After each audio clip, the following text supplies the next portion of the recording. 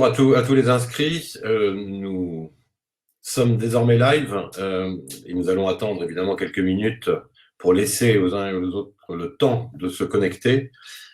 Et nous commencerons vers 9h, 9h01 tranquillement. Mais sachez que nous sommes bien là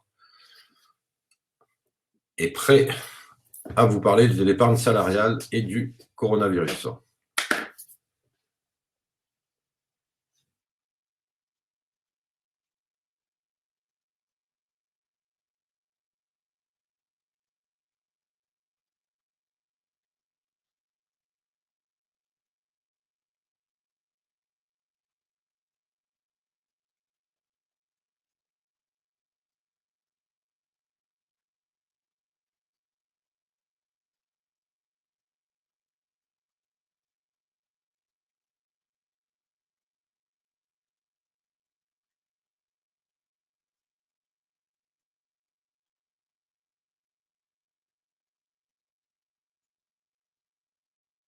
Alors je le dis pour ceux qui ne sont pas habitués à la plateforme, et je le redirai à plusieurs reprises, sur votre écran, à droite, vous avez un live chat et vous pouvez interagir avec nous et vous poser notamment toutes vos questions, puisque c'est à partir de ce live chat que nous réagirons à vos interrogations. Donc sur la droite de votre écran, vous pouvez communiquer avec les participants, enfin les intervenants, pardon.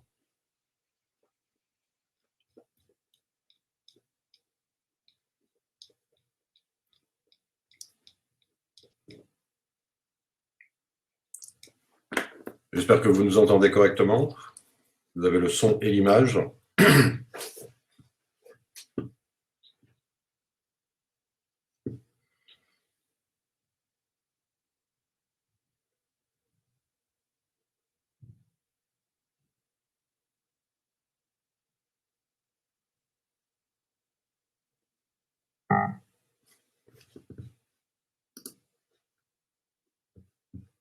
Merci pour la réponse et la confirmation.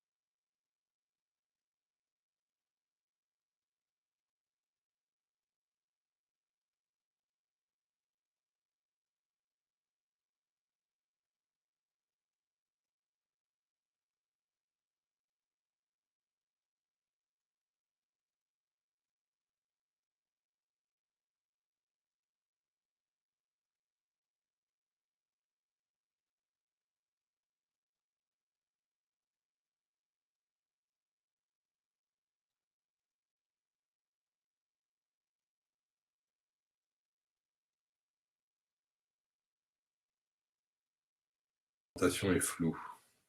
Alors, si la présentation est floue, sachez que essayez d'améliorer ça. Il y a néanmoins une contrainte technique qui correspond à votre bande passante. En toute hypothèse, vous pourrez avoir accès à cette présentation, hein, on la rendra disponible et en replay, mais là on essaye tout de suite d'améliorer la finesse de l'image pour vous.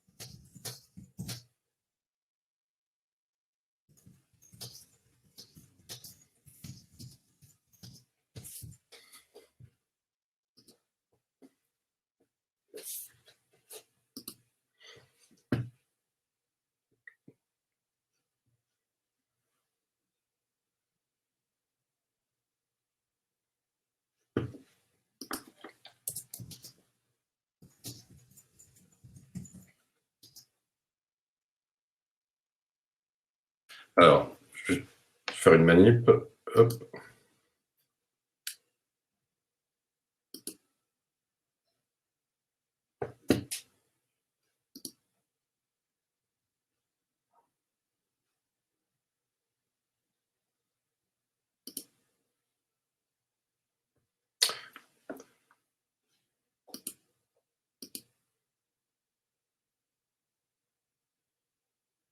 Est-ce que vous...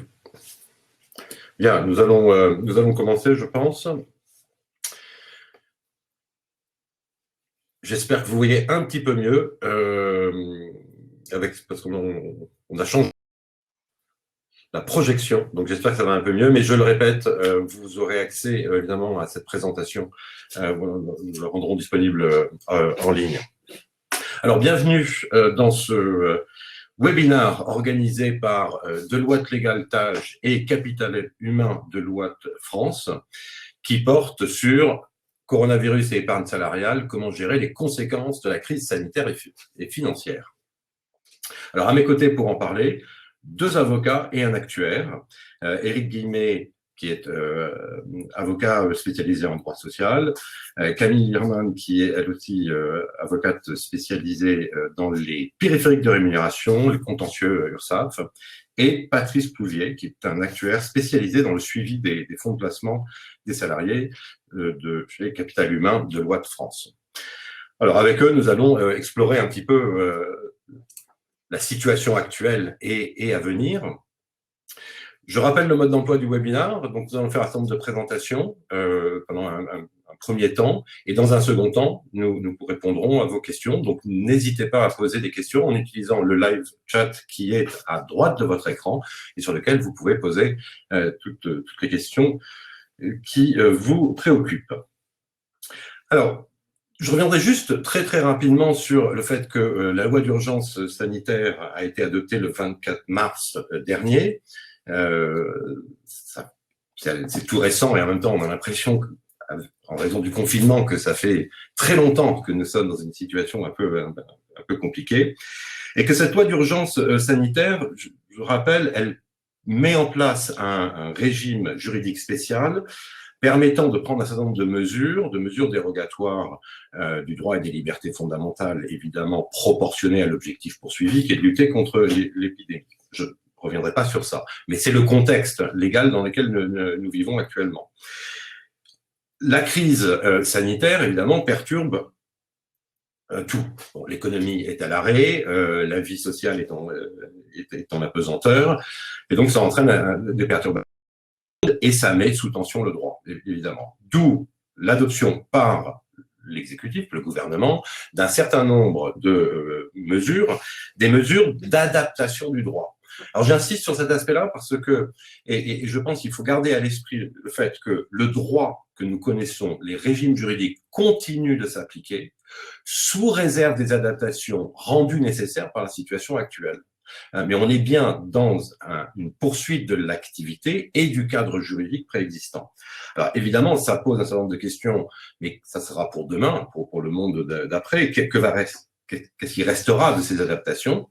Les questions à venir. Pour l'instant, nous sommes dans l'urgence. Or, dans cette urgence, il y avait effectivement la difficulté rencontrée pour tout ce qui était intéressement et participation dans l'épargne salariale, puisqu'on sait très bien que la loi imposait des dates limites de versement, impossibles à respecter ou très compliquées à respecter en l'état, et puis le principe de négociation collective qui s'applique en la matière, impossible à mettre en œuvre en raison du confinement et l'interdiction des réunions. D'où l'ordonnance 2020-322 du 25 mars 2020, qui est venue apporter un certain nombre d'adaptations du droit, pardon, d'un certain nombre d'adaptations du droit, afin que le régime juridique puisse continuer à être mis en œuvre et que les entreprises et les salariés ne soient pas pénalisés par la situation. Et donc, c'est dans ce contexte que nous allons maintenant essayer de voir quelles sont les conséquences très, très pratiques. Et donc, je me tourne déjà vers Éric pour lui demander de nous indiquer déjà comment cette ordonnance intervient et qu'est-ce qu'elle apporte en la matière. Eric. Exactement. Bonjour à tous. Donc tout d'abord, merci d'avoir rejoint ce webinaire. Donc sur les aspects de droit social, en quoi la pandémie actuelle peut poser des difficultés, dans ce qu'on a vu avec Arnaud. Tout d'abord, la question financière, avec des besoins de trésorerie importants pour les entreprises et qui doivent faire face à la crise et l'obligation de verser dans un certain délai les sommes liées à l'intéressement et à la participation. Donc nous verrons ensuite les modalités qui ont été mises en place. Ensuite, les impératifs liés à la négociation pour les entreprises qui doivent négocier, c'est-à-dire qui doivent mettre en place ou renouveler un accord de participation, qui souhaitent le faire, souhaitent mettre un dispositif d'épargne salariale en place, ce qui souhaite notamment mettre en place un accord d'intéressement ou un accord de participation dérogatoire. On verra qu'il y a des délais impératifs à respecter. Et ensuite, il convient d'anticiper les conséquences de la baisse d'activité et de l'activité partielle sur le niveau de l'épargne salariale. Donc, s'agissant des modalités de versement des sommes, eh bien, je vais laisser la parole à Camille. Oui, bonjour. Sur le versement des sommes, donc habituellement, en fait, les sommes doivent être versées au plus tard le dernier jour du 5e mois après la fin de l'exercice. Donc pour les sociétés qui ont un exercice qui coïncide avec l'année civile, ça fait un versement des sommes avant le 1er juin de l'année. Et donc effectivement, actuellement, compte tenu de la situation d'état d'urgence sanitaire, qui dure jusqu'au 24 mai 2020 et le besoin de trésorerie des entreprises, une des ordonnances qui a été prise le 25 mars 2020 prévoit un report du versement des sommes au titre de l'intéressement et de la participation au 31 décembre 2020. Donc, déjà, première chose à noter, c'est que ce report concerne l'ensemble des entreprises et donc pas uniquement les entreprises qui auraient un exercice qui coïncide avec l'année civile. Donc, c'est-à-dire si une entreprise a un exercice décalé, eh bien ce report va également s'appliquer. En revanche, il s'agit bien d'un report et non pas d'une anticipation.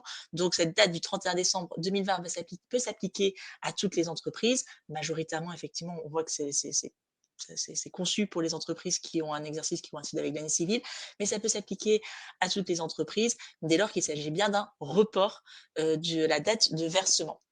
Quel est l'intérêt de ce report de versement? C'est pour les entreprises de ne pas avoir à payer l'intérêt de retard lorsqu'une entreprise verse l'intéressement ou la participation avec au-delà de la fin du 5e mois après la fin de l'exercice. Eh bien, elle doit payer un intérêt qui est égal à 1,33 du TMOP. Mais cet intérêt, en fait, actuellement, est assez minime. Donc, le vrai intérêt du report par l'ordonnance est également de pouvoir légitimer et d'expliquer aussi aux salariés pourquoi eh bien, les sommes ne sont pas versées aujourd'hui, mais seront à la fin de l'année. Ce qu'on peut noter, c'est que cette ordonnance sur l'intéressement, la participation, concerne uniquement le versement des sommes et non pas les délais de conclusion des accords. Or, on sait que pour les accords d'intéressement, les avenants annuels aux accords d'intéressement ou pour les accords de participation dérogatoire, ils doivent être conclus lors de la première période de calcul.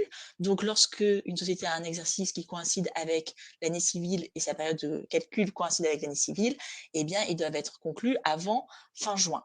Donc, actuellement, les entreprises ont un fort calendrier de négociation dans des conditions difficiles et là, il n'y a eu aucun report sur ces délais de conclusion. Donc, la question se pose de savoir comment négocier et conclure ces accords pendant la période de confinement et à l'issue de cette période. Et Eric, je laisse la parole donc à Eric. Exactement. Donc sur ce point, les ordonnances des 23 et 27 mars dernier admettent, dans le cadre de la crise sanitaire et du confinement, un certain nombre d'aménagements des conditions de travail des salariés, mais sous réserve que ces aménagements, pour certains d'entre eux, soient intervenus par un accord collectif. Je pense en particulier à l'accord collectif qui peut imposer aux salariés, par lequel l'employeur peut imposer aux salariés la prise de congés payés. Donc c'est pour vous dire que la pandémie n'interdit pas de conclure des accords collectifs.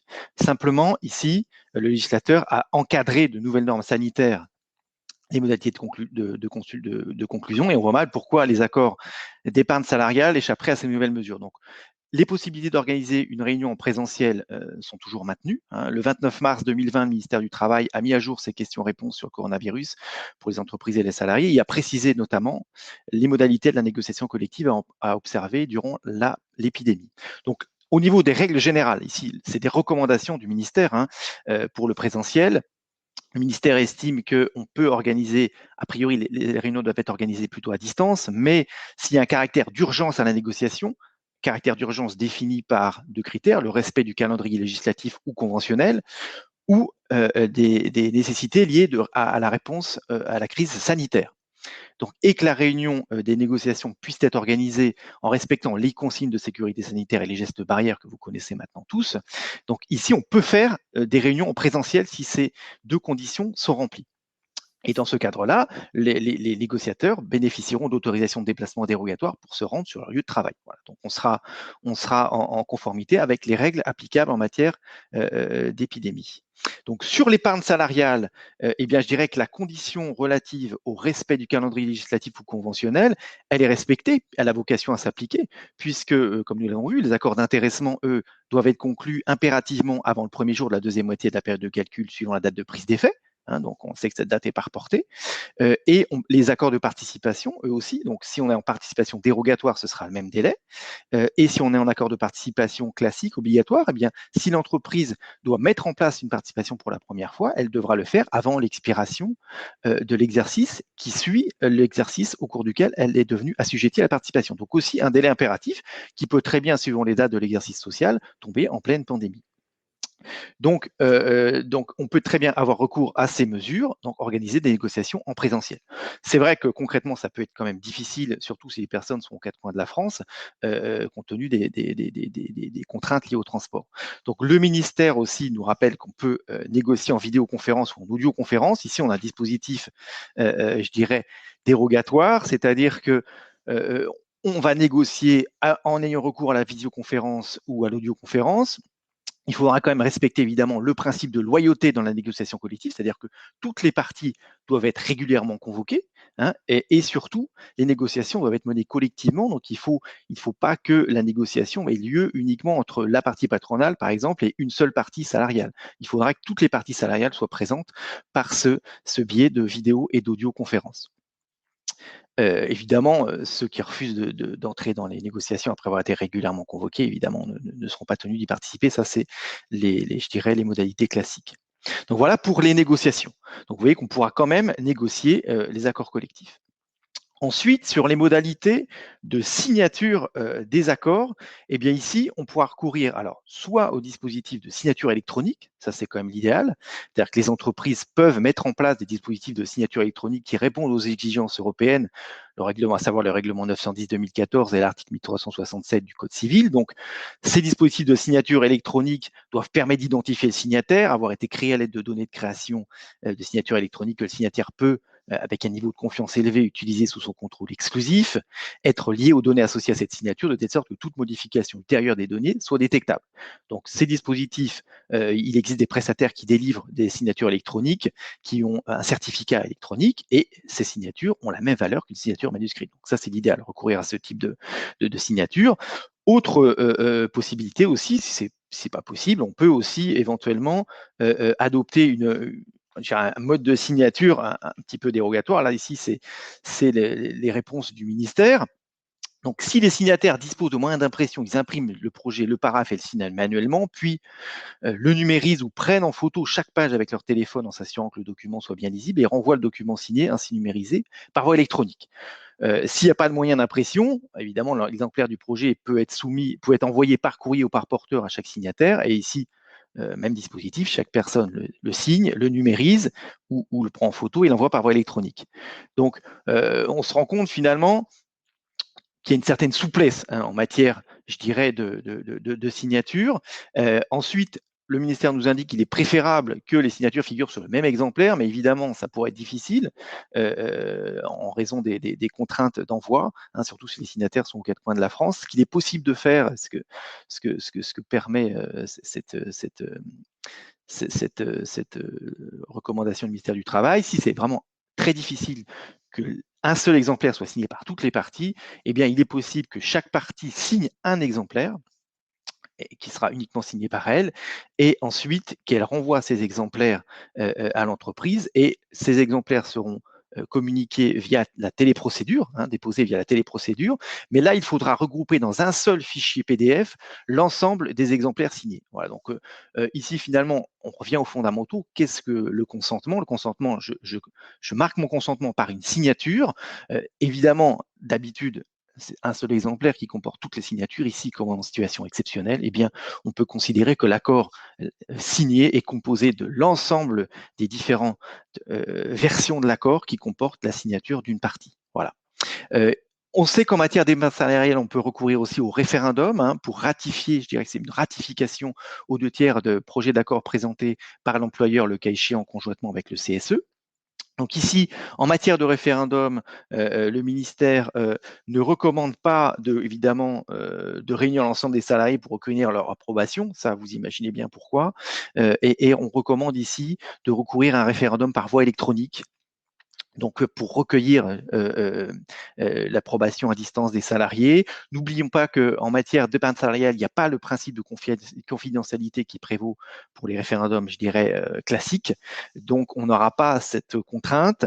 Ce qu'on fait d'habitude pour matérialiser la ratification des salariés, eh bien, on a une feuille d'émargement qu'on annexe à l'accord. Eh bien, ici, il faudra, pour garantir l'intégrité du vote, à titre de recommandation, joindre un récapitulatif, je dirais, de l'opération de vote électronique émis par le prestataire lors du dépôt de l'accord. Ça équivaudra finalement à un émargement papier. Voilà, donc vous voyez qu'il sera toujours possible de conclure ces accords, qu'ils seront parfaitement valables et ça permettra finalement de se conformer aux dates impératives de conclusion. Alors, s'agissant du dépôt, ici, je laisse la parole à Camille pour les spécificités du dépôt liées à la crise du coronavirus. Oui, sur le dépôt, il y a 2 questions à se poser. La première question, c'est de savoir quand déposer et la deuxième question, c'est quand est-ce que l'accord implicite sur la validité des accords par la directe est acquise. Donc, sur la première question, savoir quand déposer, il y a un délai impératif en matière d'intéressement puisque l'accord d'intéressement doit être déposé dans les 15 jours qui suivent la fin de la période de conclusion. Et pour la participation, en revanche, il n'y a pas de délai vraiment prescrit. Ici, la fin de l'état d'urgence sanitaire est fixée au 24 mai 2020. Donc globalement, les accords devraient pouvoir être déposés dans des conditions à peu près normales. C'est-à-dire qu'on sera pas dans ce cadre de l'état d'urgence sanitaire et peut-être hors confinement. Mais sinon, même si on est dans période de confinement, les modalités de téléprocédure ou de recommandé électronique permettent d'effectuer ces accords, ce dépôt des accords. Quoi qu'il en soit, s'il devait y avoir un report, il y a, enfin, pour les entreprises qui ont un exercice décalé, eh bien, l'ordonnance, là c'est la 2020-306 prévoit un report donc à compter du 24 juin 2020 de 15 jours. La question est surtout donc en fait de savoir quand est-ce que et à qui l'accord implicite sur la validité des accords par l'administration. En effet, pour les accords pour le premier exercice des accords d'intéressement et pour les accords de participation, en l'absence d'observation de l'administration dans un délai de 4 mois, les accords sont validés et après un délai de 6 mois, c'est la validation de la totalité de l'accord d'intéressement. Ici, en fait, on va avoir 2 cas, c'est des accords qui ont été déposés avant l'état d'urgence sanitaire et ceux qui sont déposés après.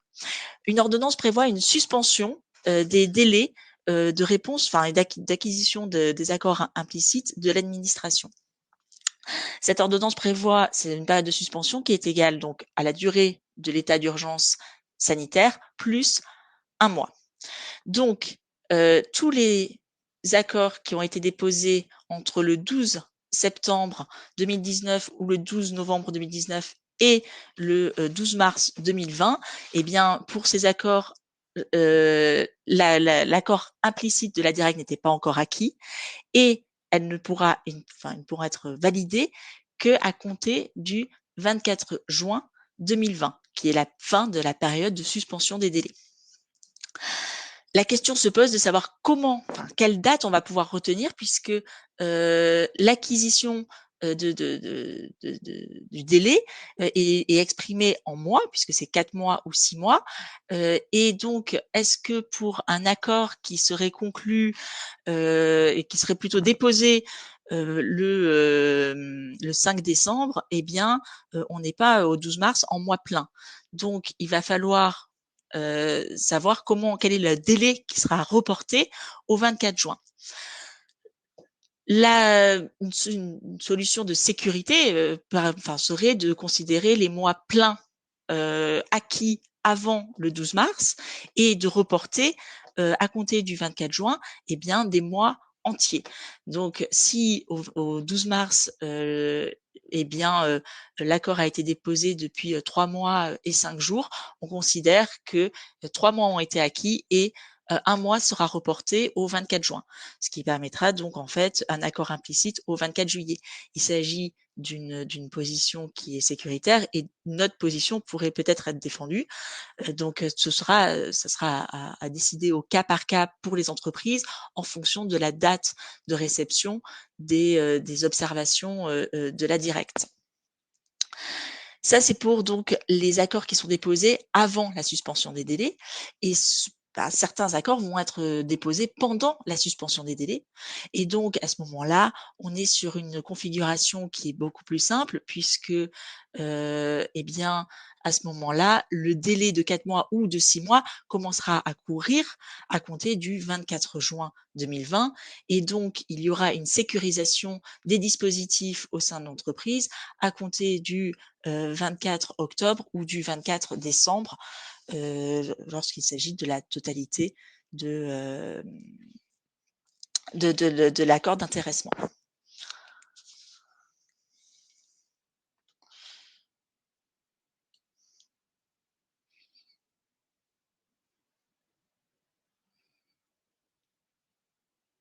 Oui, problème du micro. Alors oui, tout à fait. Donc, quelles sont les conséquences de l'activité partielle sur la répartition des sommes au titre de l'intéressement et de la participation? Eh bien, je dirais que là-dessus, normalement, c'est neutralisé puisque la totalité des heures chômées est prise en compte pour la répartition de la participation et de l'intéressement lorsque cette répartition est proportionnelle à la durée de présence du salarié. Et lorsque la répartition est proportionnelle au salaire, les salaires à prendre en compte sont ceux qu'aurait perçu le salarié s'il n'avait pas été placé en activité partielle. Donc ici, neutralité. Néanmoins, la crise sanitaire va pouvoir avoir sur la formule de calcul et de l'intéressement et la formule de calcul de la participation un impact. La formule de participation, on sait qu'elle dépend du bénéfice fiscal, du bénéfice net fiscal pour être précis, qui risque d'être affecté par la crise. Et la masse salariale peut également être réduite par le recours à l'activité partielle. Donc ça peut impacter la formule de participation.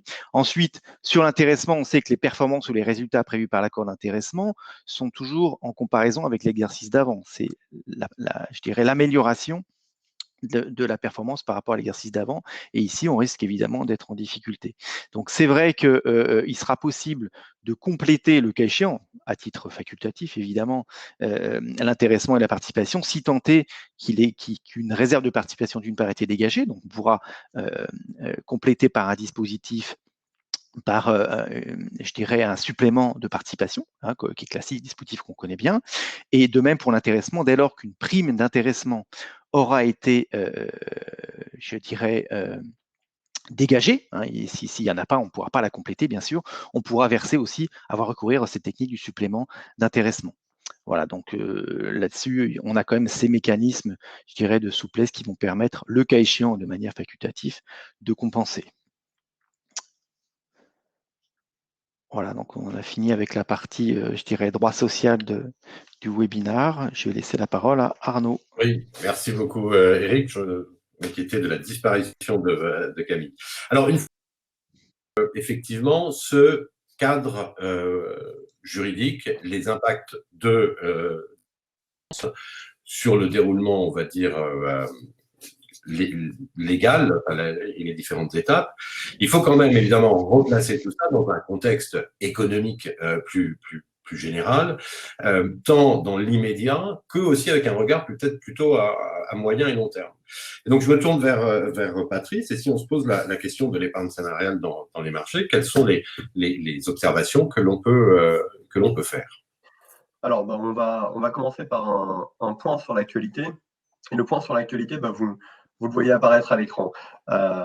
Lors des 2 derniers mois, voire en fait 1 mois et demi, parce que c'est allé très vite, on a eu une baisse de l'ensemble des marchés financiers de l'ordre de 30 à 40%. Alors, 30 à 40%, c'est l'amplitude qu'on a pu constater. On se rend compte que les États-Unis, à aujourd'hui, et le Royaume-Uni ont été touchés plutôt avec un impact de l'ordre de 30%, et puis l'Europe, que vous voyez ici avec la partie Euronext et le CAC 40, donc le CAC 40, c'est vraiment la France, on est sur des taux un petit peu plus élevés, de l'ordre de 35 à 37%. Donc, le Covid-19, la pandémie, elle a des conséquences également financières. Qui dit des conséquences financières dit des conséquences pour l'épargne des salariés. On parle d'épargne des salariés, d'épargne salariale, ça veut dire que les salariés, ils ont de l'argent qui est investi sur des fonds, et les fonds ont chuté de l'ordre de 30% à aujourd'hui.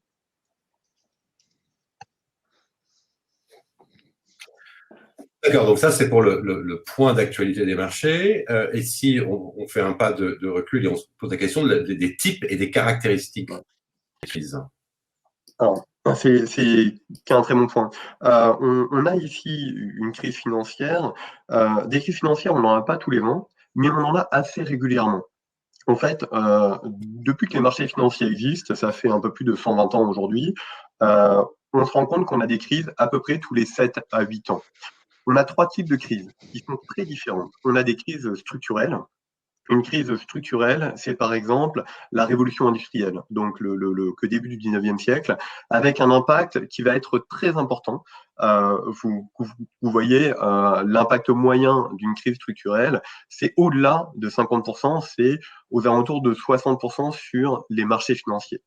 On a d'une part un impact très important, mais une durée également qui va être très importante, c'est-à-dire que la crise, elle ne va pas durer 1 an ou 2 ans, elle va durer plusieurs années, ça va être une période plutôt longue, et le rebond, on le verra tout à l'heure, il met également beaucoup plus de temps à apparaître. On a des crises événementielles. Une crise événementielle, par exemple, c'est suite à la guerre d'Irak, la guerre d'Irak, on est dans une crise événementielle. C'est-à-dire qu'il y a un événement particulier, la guerre d'Irak, qui génère finalement une crise financière. Cette crise, elle est moins importante. L'impact, vous le voyez, il est de l'ordre de 25 à 30%. Elle dure également moins longtemps. Donc en fait, elle va avoir un impact moins important sur les marchés financiers. Et puis vous avez les crises cycliques. Tout simplement parce que, je l'ai évoqué, tous les 7 à 8 ans, on a en fait des crises financières. Parfois, elles sont structurelles, parfois événementielles, et puis parfois, tout simplement, elles apparaissent sans qu'il y ait forcément un événement originel. Et on voit que ces crises cycliques, finalement, elles ont tendance à se rapprocher des crises événementielles. La seule chose, c'est que elles peuvent durer un peu plus longtemps parce que, tout simplement, l'événement il n'y a pas d'événement et donc il n'y a pas que fin à l'événement, mais on a en fait des crises de l'ordre d'une trentaine de pourcents. Alors, aujourd'hui, la pandémie, ça n'est pas qu'une crise financière, c'est avant tout une crise en matière de santé, c'est une crise en matière d'activité des entreprises. Mais si on regarde uniquement les marchés financiers, on se rend compte que on a eu cette baisse des marchés financiers de l'ordre de 30%, mais d'un côté, aujourd'hui, on a plutôt une stabilité. Alors, on garde beaucoup de volatilité sur les marchés, hein, ça veut dire qu'on a des variations fortes d'un jour à l'autre, mais finalement, aujourd'hui, l'impact serait plutôt concentré autour de 30%. On serait plutôt sur une crise événementielle ou une crise de type cyclique. La bonne nouvelle là-dessus, la première bonne nouvelle, c'est le fait qu'on est sur une durée de crise financière plutôt courte, on n'est pas sur une crise structurelle. Merci Patrick, je trouve ça très intéressant parce que si on replace votre analyse là sur la distinction des différentes crises, qui est très qui est pleine d'enseignements, ça contraste avec les discours que l'on entend. Beaucoup de gens se focalisent sur le côté structurel parce qu'en fait, c'est pas sur la crise des marchés, mais c'est sur la société et le mode de fonctionnement. Donc, je trouve très utile cette remise en perspective. Précisément, puisque on est sur une mise en perspective, que peut nous dire l'histoire sur la façon de réagir? Alors, elle nous apporte d'abord une bonne nouvelle. La bonne nouvelle, c'est le fait que lorsqu'on a une crise sur une crise financière, sur les marchés financiers, eh bien, il y a un rebond. C'est exactement ce que vous voyez apparaître ici à l'écran. Alors, je vais commencer par parler de la courbe en vert foncé, qui est l'évolution du S&P 500. Le S&P 500, tout simplement, c'est l'équivalent américain du CAC 40, si vous voulez. Donc, c'est l'indice phare des marchés financiers américains. Ce que vous voyez, c'est qu'on a eu une crise en 2000-2001, on a eu un rebond. On a eu une crise en 2008, la crise de 2008, c'est la crise des subprimes avec la faillite de Lehman Brothers. On a eu un rebond.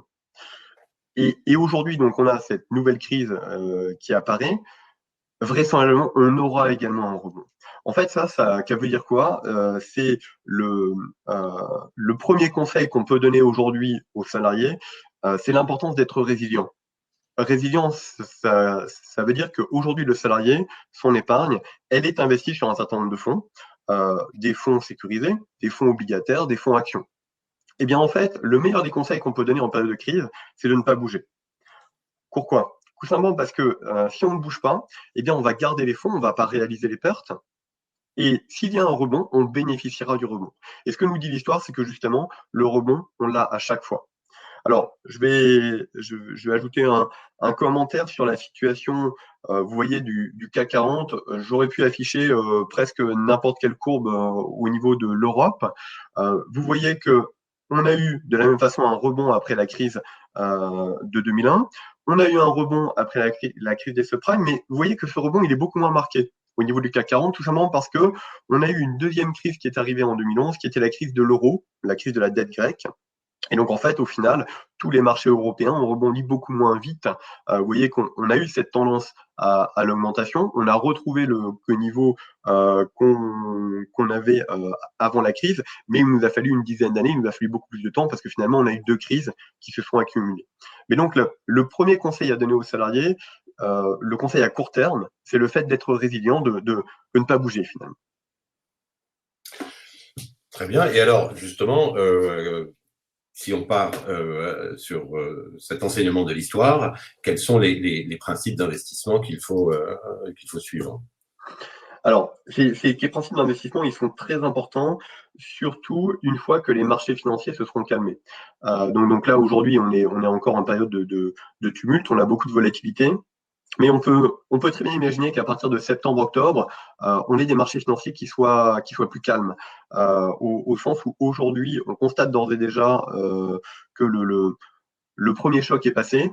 À partir de l'automne prochain, à partir d'octobre, on pourra se poser la question de est-ce que mon plan d'épargne salariale, est-ce que mon plan d'épargne retraite, parce qu'en fait ici on parle d'épargne salariale, mais on pourrait très bien parler également d'épargne plus longue sur les régimes à cotisation définie, est-ce que mes plans ont des principes d'investissement qui sont cohérents?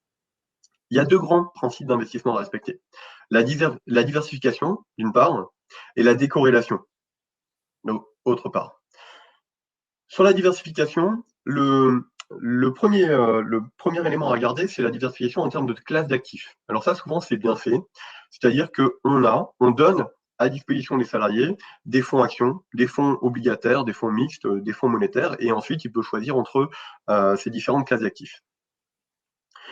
Une autre diversification qui est tout aussi importante finalement et qui est moins présente dans nos dispositifs en France, c'est la diversification géographique, voire la diversification en monnaie. Diversification géographique, c'est tout simplement le fait de chercher à avoir des fonds qui ne sont pas uniquement des fonds investis en Europe, en zone euro ou en Europe en incluant le Royaume-Uni ou la Suisse ou bien ce genre de choses, mais également aller au-delà, avoir des fonds investis sur les Amériques, les États-Unis, le Canada, l'Amérique du Sud. Pareil en fait sur les pays émergents, ce qu'on appelle les pays émergents, ça va être l'Amérique du Sud, ça va être l'Asie également. On se rend compte que cette diversification géographique, elle est moins présente aujourd'hui dans les dispositifs qu'on a en France. C'est encore plus vrai sur la diversification en monnaie. Et puis, diversification sectorielle. Alors, aujourd'hui, on en a un très bon exemple, au sens où la crise, elle ne touche pas de la même façon le secteur automobile ou le secteur du tourisme, qui sont touchés à plein. Et puis, d'un autre côté, le secteur de la pharmacie, par exemple, qui va plutôt, on peut se le dire aujourd'hui, sortir de la crise vers le haut, plutôt que d'être touché au cœur même de son activité. Donc ça, ce sont des principes importants, les principes de diversification. Je vais passer maintenant à la partie droite du cerveau, sur la décorrélation. La décorrélation, c'est plus technique. La décorrélation, il s'agit de quoi? Il s'agit de regarder dans le détail, au niveau des valeurs des fonds, des valeurs qu'ils vont avoir au jour le jour, tout simplement, pour voir s'ils varient de la même façon ou pas. Alors ça, c'est un élément qui est vraiment important. Souvent, quand on a des fonds actions, des fonds obligations, on a l'impression qu'on est bien diversifié. Mais ça n'est pas forcément le cas. On peut avoir, au final, des fonds actions et des fonds obligations qui vont évoluer de façon parallèle, évidemment avec des amplitudes différentes, mais qui vont évoluer de façon parallèle. On peut avoir des fonds actions, des fonds obligations qui vont augmenter en même temps, et d'un autre côté, qui vont avoir un choc en même temps. En matière de crise financière, c'est encore plus important, c'est-à-dire que quand vous avez une crise financière comme aujourd'hui, ce qui est important, c'est d'avoir des fonds obligataires qui vont être décorrélés des fonds actions. C'est-à-dire que les fonds actions, ils perdent 30 à 40%, mais d'un autre côté, les fonds obligataires, il est important qu'ils restent plus stables. Et donc, cet élément de décorrélation, elle est très importante dans le cadre de la diversification des stratégies d'investissement. C'est quelque chose que l'entreprise ne peut pas souvent ne peut pas faire seul parce que c'est un peu technique, mais le fournisseur, c'est-à-dire l'assureur, le banquier peut fournir ces éléments-là, ou l'actuaire peut également fournir ces éléments-là. C'est un élément qui est vraiment très important également sur la diversification réelle en fait du portefeuille. Très bien. Alors, et notamment depuis la loi Macron de 2016, quels sont les éléments de gestion financière qui seraient préconisés? Alors, on a, j'allais dire, une bonne nouvelle depuis la loi Macron de 2016. La loi Macron en 2016, elle a défini un certain nombre de choses, notamment pour le PERCO, elle a défini la solution d'investissement par défaut. La solution d'investissement par défaut, c'est tout simplement ce sur quoi le salarié va être investi s'il ne bouge pas son investissement lui-même, s'il ne choisit pas, s'il ne fait pas un choix volontaire différent. Donc, dans la pratique, hein, c'est 95 à 98% des salariés. Et cette solution par défaut sur le PERCO, depuis 2016, c'est obligatoirement une grille de désensibilisation. Cette grille de désensibilisation, qu'est-ce que c'est? Donc, vous l'avez ici sur la droite de votre écran. Vous voyez avant tout, on a différentes couleurs. Ces couleurs, elles traduisent des typologies d'actifs différentes. En vert clair, vous allez avoir les fonds actions, donc les fonds plus risqués. Et puis, plus on va passer vers du vert foncé, plus on va être un peu sécurisé. On va aller sur des fonds mixtes, sur des fonds obligataires. Et puis, on va terminer sur la partie bleue, par exemple, qui vont être des fonds sécurisés. Les fonds sécurisés, ça va être le monétaire en épargne salariale. Ça va être les fonds en euros sur la retraite collective. Et ce qui est important, c'est que l'axe horizontal, c'est tout simplement le nombre d'années qui fait par le salarié de son départ à la retraite. Donc, en fait, le nombre d'années qui fait par le salarié du moment où les sommes vont être disponibles.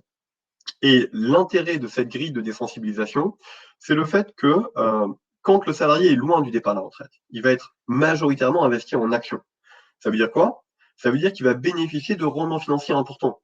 Aujourd'hui, on a une crise financière, donc on fait moins 30% en l'espace de 2 mois. Mais d'un autre côté, il ne faut pas oublier que les marchés actions, sur les 10 dernières années, ils ont fait entre 5 et 15% de rendement financier par an. Donc vous voyez, quand on est loin du départ à la retraite, tout l'intérêt, c'est d'être majoritairement investi en actions. S'il y a une crise, finalement, on ne va pas toucher à son épargne parce qu'on reste investi dans la grille. Ça veut dire qu'on va bénéficier du rebond. Ça veut dire que 1 an, 2 ans après, on va bénéficier du rebond. Là où on était à 100, on passe à 30, mais 2 ans après, on repasse à nouveau à 100. Et on bénéficie entre-temps de tout le rendement financier que vont apporter les actions. Et puis, plus on se rapproche du départ à la retraite, et plus on est sécurisé. Plus, en fait, on va désensibiliser l'engagement, plus, en fait, on va avoir une épargne qui va être beaucoup moins touchée par la volatilité des marchés. Et 2 ans avant le départ à la retraite, par exemple, eh bien, votre argent, il ne va pas être touché par la crise financière. Donc, on a ici une protection du salarié, je dirais, contre lui-même, mais on n'a pas une protection abusive, au sens où on permet quand même, on donne quand même aux salariés eh bien, des rendements financiers importants lorsqu'il est relativement éloigné du départ à la retraite. Et puis par contre, plus il est proche du départ à la retraite, plus il est proche de la mise à disposition de son argent, et plus en fait il est sécurisé, et donc il est moins touché par les crises financières. Donc on a ici, si vous voulez, une gestion financière mise en œuvre en épargne salariale sur les PERCO depuis quelques années et sur la retraite à cotisation définie depuis l'année dernière, en fait, depuis la loi Pacte de 2019. Très bien. Donc là on voit effectivement, on a une vision du marché et de ses évolutions, court, moyen terme. On a des principes d'approche la structuration des portefeuilles, des éléments de gestion financière dans le contexte effectivement de la loi Macron. Donc on a vu le marché et l'individu d'une certaine manière. Ce qui m'amène à une dernière question, c'est que quels sont les rôles et les responsabilités de l'entreprise cette fois-ci dans tout cela? Alors, les rôles et les responsabilités, en effet, c'est un point qui est très important. Le premier élément, c'est que finalement, il n'y a pas de substitution de l'entreprise au salarié. C'est-à-dire que c'est le salarié qui reste le responsable de son risque financier. S'il y a une crise financière, je dirais l'entreprise ne peut pas être responsable de l'impact des moins 30 ou moins 40% que l'on constate aujourd'hui, que l'on a constaté en 2008, par exemple. Donc, on n'a pas en fait de substitution de l'entreprise au risque des marchés financiers. Par contre, il y a un élément qui est important, c'est le fait de avoir conscience que 95, on va dire, 95% des salariés vont rester investis sur la solution par défaut. Ça veut dire quoi? Ça veut dire que l'entreprise, en fait, les partenaires sociaux, c'est-à-dire à la fois l'entreprise et les représentants des salariés, ont une obligation morale qui est de bien définir la solution d'investissement par défaut, parce que c'est celle-là finalement qui va concerner 95% des salariés.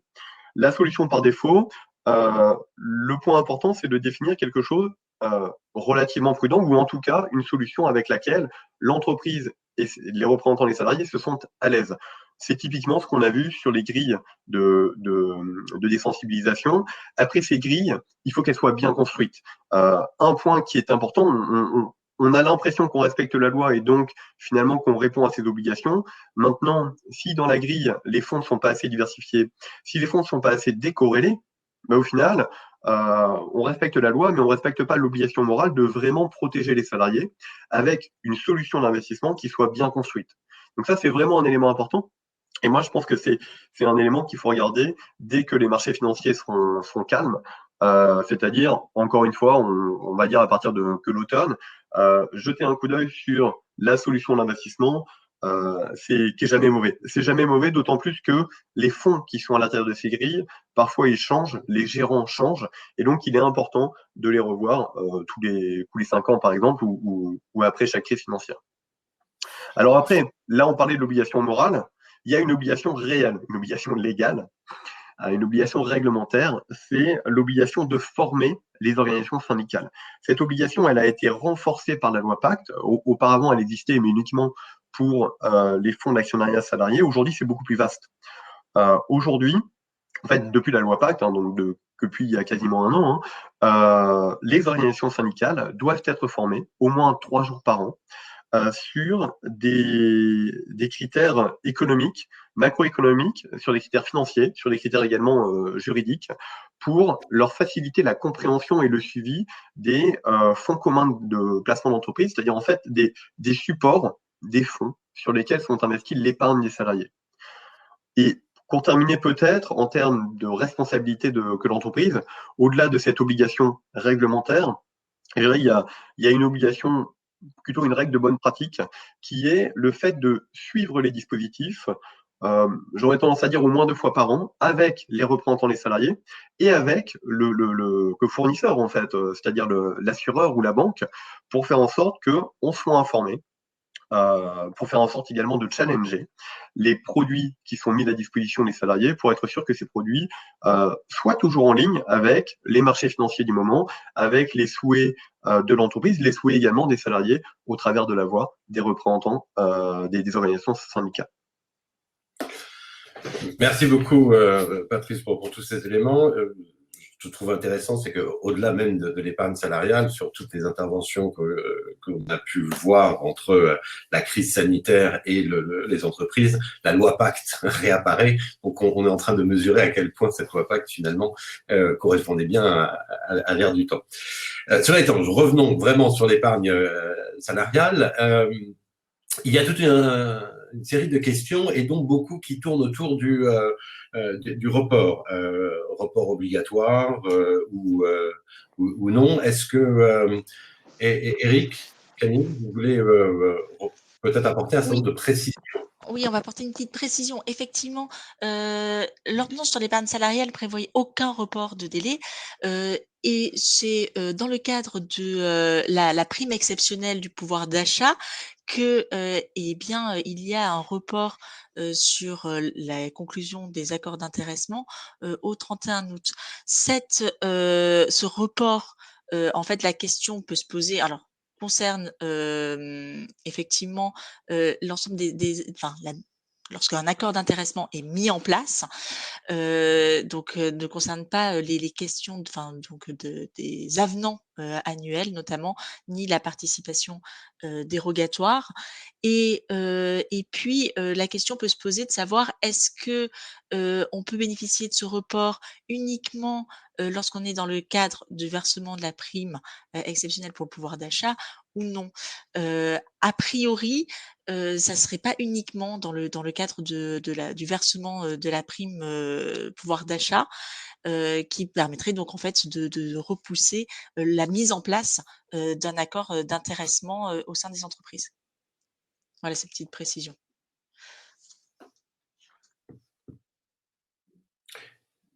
Eric, tu voulais apporter des éléments aussi sur les questions des reports? Non, pour moi c'est clair, hein, c'est très clair. C'est très clair. Après, il y avait eu d'autres questions également en fait sur les reports, qui n'étaient pas, en revanche, il n'est pas possible non plus de repousser la date d'un accord qui arriverait à échéance. Donc un accord d'intéressement a une durée de 3 ans et donc s'il n'y a pas, il n'est pas possible de repousser la date d'échéance de l'accord d'intéressement. Et pareil en revanche sur le report des versements, qui est donc le versement au 31 décembre, il s'agit d'une possibilité et non pas d'une obligation. Si l'entreprise peut verser l'intéressement ou la participation dans les temps, eh bien, c'est quelque part toujours mieux pour les salariés. D'accord, donc la réponse là à la question de savoir si le report est obligatoire, la réponse c'est que on peut verser plus tôt. Tout à fait, tout à fait. Oui, c'est simplement une faculté, bien sûr. Hein. Oui, là-dessus, il n'y a pas de.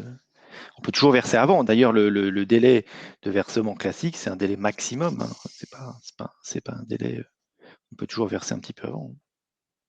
Très bien. C'était effectivement une question qui intéresse. Et sur également les modalités de calcul de la participation, en fait, c'est l'activité partielle va toucher, ne va pas toucher la répartition de l'enveloppe globale de participation aux bénéficiaires. En revanche, la formule de calcul devrait sûrement être impactée par l'activité partielle, puisque la masse salariale est définie en référence à l'article L242.1 du Code de la sécurité sociale, et les indemnités d'activité partielle n'entrent pas dans le champ de cet article. Donc, il y aura sûrement en fait des impacts sur la base de calcul de la participation. Exactement. Ce qu'on vous disait, c'est que ça ne va pas impacter, si vous voulez, les droits du salarié en lui-même. Hein. C'est-à-dire que le salarié qui sera en chômage partiel, il aura les mêmes droits que celui qui n'a pas été en chômage partiel, mais ce qu'on expliquait, c'est que ça va impacter sur le montant même de la réserve à répartir et aussi, a priori, de la prime d'intéressement à répartir, en fait.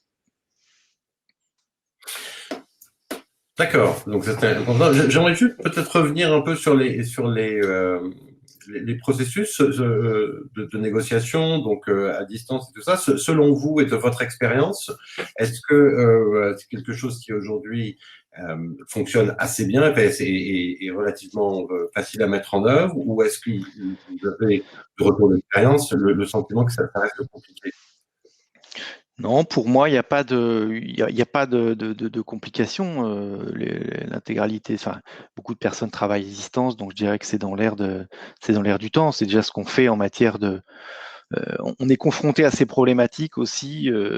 Par exemple, lorsqu'on demande l'autorisation de licencier un salarié protégé, l'administration a mis en place aussi, je dirais, un système dérogatoire qui permet à l'inspection du travail d'instruire le dossier. Donc, pour moi, il n'y a pas de difficulté. Enfin, évidemment, c'est un contexte très particulier, mais je dirais que je dirais cet assouplissement dans les règles de négociation par la visioconférence ou l'audioconférence et cette possibilité finalement de signer des accords séparément, c'est-à-dire que chacun signe son exemplaire et on consolide, ça devrait permettre, et notamment on voit que l'assouplissement est quand même assez large puisqu'on permet même de prendre en photo les accords, donc tout le monde dispose aujourd'hui d'un smartphone a priori, donc et une connexion internet, donc a priori ça pose pas de difficulté. Maintenant c'est vrai que souvent les négociations, on est plus habitué de le faire en présentiel, là en visioconférence ou encore plus en audioconférence, c'est des modalités, je dirais un petit peu différentes, mais qui ne change pas fondamentalement les choses. Ça, c'est un point important. Moi, je pense qu'il faut insister sur cela, le fait que juridiquement, les ordonnances ont apporté, que ce soit l'ordonnance directement sur l'épargne salariale ou de manière générale, apportent véritablement des adaptations dans le sens d'un assouplissement des exigences légales et des formalités pour faciliter le recours à tous ces moyens techniques dont tu disais très justement, Eric, nous sommes quand même relativement maintenant habitués à utiliser. D'autre part, le droit français et le droit européen valident complètement et parfaitement, avec ici aucune incertitude, le recours à de la signature électronique, à des documents électroniques. Donc on n'est absolument pas dans une zone d'incertitude. Donc je pensais qu'il était important de revenir sur cela parce qu'on voit parfois apparaître un certain nombre de questionnements de ce point de vue-là. On a eu une question peut-être là pour Patrice, notamment sur l'analyse que tu peux faire, Patrice, sur les perspectives de versement volontaire encouragées par la loi Pacte, et puis l'impact sur les flux et le choix des supports financiers de la situation. Alors, ce sont des trois questions. Pour faire simple, sur les versements volontaires à aujourd'hui, on n'a pas forcément une vision nette de quel a été l'impact sur la loi Pacte justement des versements volontaires qui ont été pratiqués. Moi, j'aurais tendance à vous dire et je vais enchaîner également sur la deuxième question sur l'impact des flux sur l'impact sur les flux et puis sur le choix des supports financiers. Normalement, la loi Pacte, elle a mis en avant, elle a renforcé l'utilisation des fonds PEA-PME, des fonds qui sont chers à Macron, pour chercher à dynamiser les petites et moyennes entreprises en France et puis en Europe en tant que telle. Ce qui se passe, c'est qu'aujourd'hui, on n'a pas énormément de dispositifs qui ont été mis à jour suite à la loi Pacte. Vous savez qu'il y a une option, en fait, les entreprises, elles peuvent garder leurs anciens dispositifs et elles peuvent ne pas les transformer en loi Pacte durant un certain temps. Et aujourd'hui, on a assez peu d'entreprises qui l'ont fait, c'est-à-dire en fait qui ont effectivement transformé les choses. Donc aujourd'hui, vous donner un retour sur les éléments de flux, c'est pas si évident. Il y a peut-être un zoom à faire en période de crise financière, c'est celle qu'on a là. En fait, très souvent, en période de crise financière, on se rend compte que le comportement des gens, et c'est vrai aussi du comportement des gérants, en fait, finalement, ils suivent tout simplement les marchés financiers. C'est-à-dire que quand on a des crises financières, la valorisation baisse et les gens, au lieu de réinvestir, en fait, ils ont tendance à partir. Ils ont tendance à figer les pertes pour se dire, OK, là, j'ai déjà perdu 30%, mais j'ai pas envie d'en perdre 50%. Alors que c'est l'inverse, en fait, qu'il faudrait faire. C'est l'inverse qu'il faudrait faire, c'est-à-dire que avant tout, il faut donner un conseil de résilience, un conseil où on peut, il vaudrait mieux pas les changer en fait le mode d'investissement. Au contraire même, si on voulait, il vaudrait mieux investir. Il vaudrait mieux investir sur les marchés financiers. Pourquoi? Parce qu'aujourd'hui, on a fait un moins 30%. Le CAC 40 est passé de 6 000 points à 4 000 points. Ça s'est déjà passé dans le passé. Mais ensuite, il est remonté à 6 000 points. Et Et donc, en fait, c'est là où, en cette période, il vaut mieux plutôt réinvestir que de ne pas investir. Alors, il y avait une question également un peu plus technique sur les recotations des FCPE pour les entreprises non cotées. Ça, c'est une question que je pourrais évoquer peut-être en face à face, parce que c'est un peu spécifique. Donc, Frédéric, si jamais vous voulez, vous prenez contact directement avec moi, ce sera plus simple, parce que c'est peut-être un peu plus technique. Voilà. D'accord, merci pour les éléments. Et donc, le temps passe, nous sommes tous, bien que confinés, très occupés, ou parce que confinés, très occupés. Peut-être une dernière question qui était quand même très, très intéressante, qui a été posée, c'est est-ce que l'on observe des nouveaux critères dans les accords du fait de l'incertitude des perspectives? Comment on intègre la situation actuelle? Oui, alors effectivement, c'est vrai que les conséquences de la, de la situation actuelle va avoir des conséquences sur les résultats, sur les bénéfices des entreprises. Donc, en participation sur la formule légale, on l'a vu automatiquement, que ce soit sur le bénéfice net fiscal ou sur la masse salariale. Si on était sur une participation dérogatoire, on est encore avec des plafonds sur la participation dérogatoire qui vont être fonction des bénéfices ou des résultats, donc effectivement qui vont pouvoir être aussi touchés. En revanche, sur les accords d'intéressement, les formules de calcul peuvent être donc liées soit à la performance, soit au résultat. Et donc là, sur les critères de performance, il est possible de pouvoir jouer en prenant en compte des critères de qualité, de satisfaction client ou de délai, en fait des performances qui sont vraiment décorrélées du résultat en fait de l'entreprise. Et donc à ce moment-là, en utilisant cette performance collective des salariés, eh bien c'est possible d'avoir effectivement une évolution de ces dernières et donc le versement de primes d'intéressement qui ne serait pas diminué du fait de cette crise. Après, à voir comment tenir compte de l'activité partielle pour l'appréciation aussi de ces performances. Merci beaucoup Camille. Et bien sûr, ces mots terminés dans les temps. Merci donc beaucoup à Camille, Eric et Patrice pour ces intervenants. Et merci à tous les participants en ligne pour vos questions. Merci de nous avoir suivis. Et gardez un œil sur ce que fait le cabinet Tâche Deloitte et Deloitte France, notamment sur le blog tâchestratégie.fr. Nous mettons de l'information, nous mettons un certain nombre d'articles et d'analyses. Il y aura les présentations, un replay, le replay qui sera disponible, et nous traitons des questions telles qu'elles apparaissent et qu'elles sont manifestées par les différents intervenants. Donc, à très bientôt sur les ondes. Merci beaucoup. Merci beaucoup. Au revoir. Merci beaucoup, au revoir.